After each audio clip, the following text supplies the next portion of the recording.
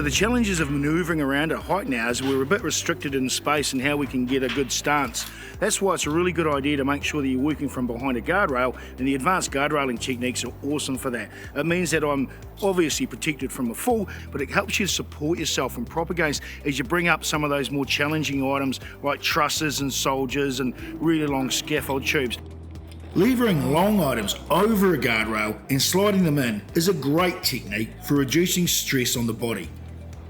If you can plan your job so that gear gets received and passed up to you from the chain or from the gin wheel and put it straight into place, that's absolutely ideal. There are times where you'll need to stack it on the platform so that you can get a bit of gear to carry on the build.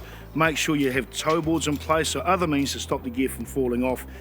It also encourages the fact that you're stopping and dropping and bending and picking up gear each time from the chain and putting it straight into place. Just reduces the amount of manual handling you've got to do.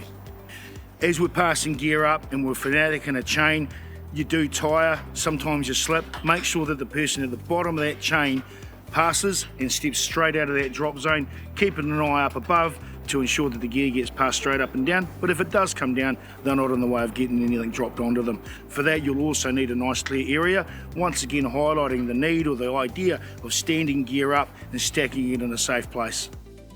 Watch Dave here, lifting up a deck after he installed the guardrails in the lift above using the step-up technique, a much safer way of working than relying on harnesses.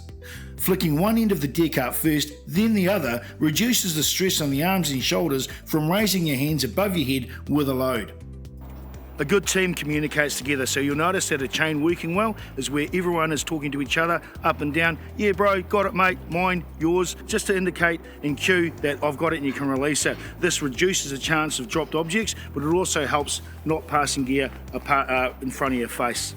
Try to minimise the amount of gear raised above your head or your face. This causes stress on your arms and shoulders.